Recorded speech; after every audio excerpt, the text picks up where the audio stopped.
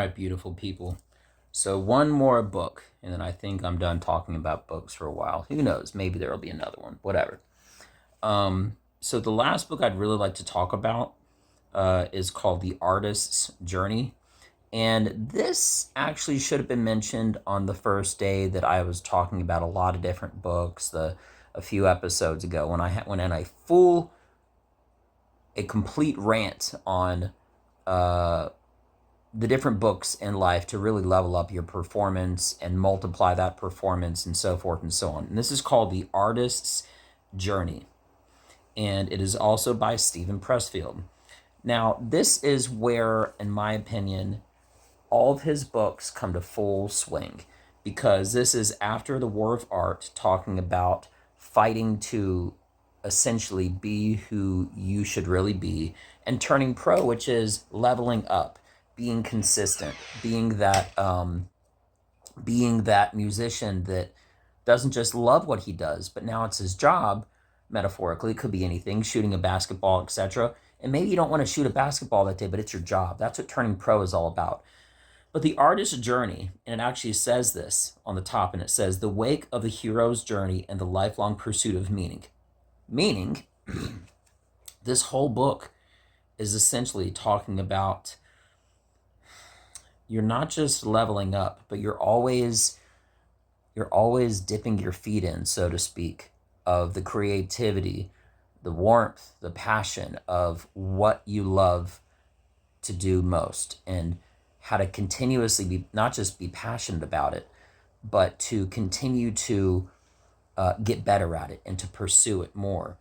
And how it is not just a day-to-day grind, so to speak, okay? It's a lifelong pursuit. There's even a part in here where it was talking about you being essentially a world-class musician before you wrote your first song. That is always you. And that essentially is what this book is all about. And I feel like it's a necessary ingredient for your soul to read this book, whether you are a jiu-jitsu practitioner, a martial artist, a basketball player, an entrepreneur, a ballerina, a sniper. It doesn't matter. This book is the one that ties in all of his other books, okay? And they all have distinct purposes, but this one is the one where if it was like a golf swing and the different parts of the swing were like leading up to this is the one that brings it around full circle. And when you follow through and you read this book, you'll realize how it is a game changer for your life. Now, I keep this book out so that I can see it. I keep this book out along with The War of Art and Turning Pro, because I'm a big believer in having a physical copy of these books. But again, I can't overemphasize being able to drive and listen to an audible book, right? And also be able to take screenshots at certain parts that I thought were impactful is a huge way of how I retain information when it comes to reading. And then I can always go back and I can look at all my highlights, okay? Because it's easier realistically to fan through a book that you've read or that you have heard, right? As opposed to fanning through an audio. That doesn't really make a lot of sense. But you can visually kind of give yourself a cheat code to all the parts that were important. I remember I gave one of the earlier books, The War of Art, that I had mentioned to somebody, and he said he likes to underline it. And after I talked to him a couple days later, he said he was essentially like underlining every other sentence, if not every sentence. And that's what this is. This one is filled full of highlights and circles and little notations on it. And I'm passionate. I'm passionate about stand-up comedy. I'm passionate about jiu-jitsu. And I truly believe that part of what a martial artist, for example, would always do was they would do things like calligraphy, because it was something that helped balance their swordsmanship, their mind, being able to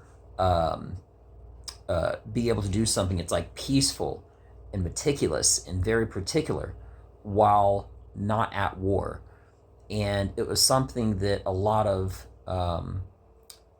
different military members and warriors would do And others do other things such as painting and so forth and so on, to help balance out their mind from that rough, strategical, and from those fights and wars and everything, battles that they were going through. So mine is kind of on the flip side. Mine is jujitsu. Let me rephrase that. Mine is comedy, right? And writing comedy and working on it. And I've always said that jujitsu is my balance. So it's like similar, but it's the opposite for me, right? Because I don't do comedy to help with my jujitsu. I use jujitsu to help with my comedy. And I really do believe that if you are a basketball player, if you are a politician, jujitsu will be your calligraphy. I promise you, if you train jujitsu, it will be your balance to help you get your mind off of that war, that battle, whatever thing that you're working on, that you're passionate about, because that is a beautiful art. It's strategic and it scales. It's not like just weightlifting. You can weightlift, but if you do jujitsu too, by doing so, it will make you more strategic, more analytical, and it will get your mind off of shooting that basketball. So when you go back to shooting that basketball or fill in the blank, me doing comedy, etc., right? You think better, you're more improved, and you're a better version of yourself every single day. And that's what I'm all about. So it would be great. And as always, if you don't do it, that's unfortunate for you. But realistically, this is always a reminder to myself for what matters most in this podcast on my journey, on my artist journey to become a professional stand-up comedian. That being mentioned,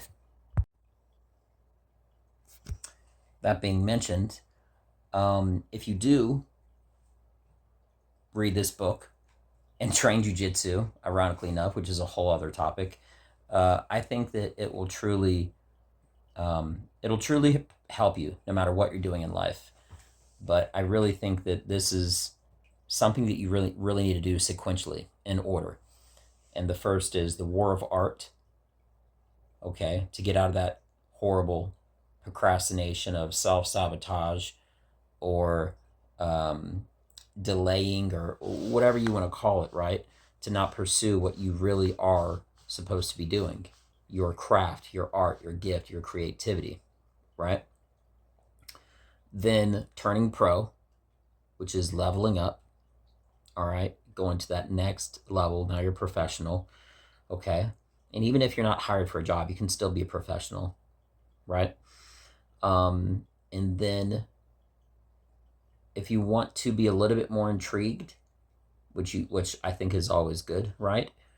The next one of his series, Stephen Pressfield, the author, you should read is called Nobody Wants to Read Your Shit, right? A little self-reminder as far as putting your physical body where it needs to be, to not just be inspired, but to get better at your craft, okay, is called Put Your Ass Where Your Heart Wants to Be. That's actually the name of the book. So if you're a basketball player, get out on the court. If you're a runner, get out on the track. Ultra runner, get out on the street, playing fields, anywhere, right? For me, it's my work table that I work on all my creative writing, and I stand up in my creative studio that I'm in right now when I'm rehearsing comedy. So that's what put your ass where your heart wants to be is all about. And then lastly, coming full swing, the artist's journey.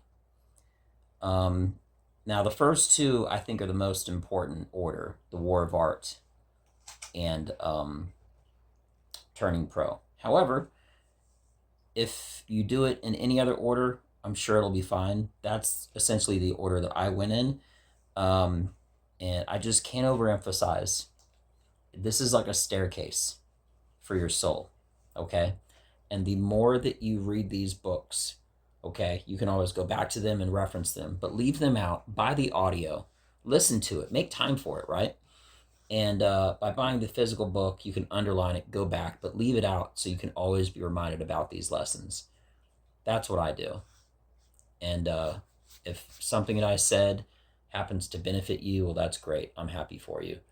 And if not, I'm okay with that too. But at the very least, as I always mention, this is a physical reminder, a mental reminder, right?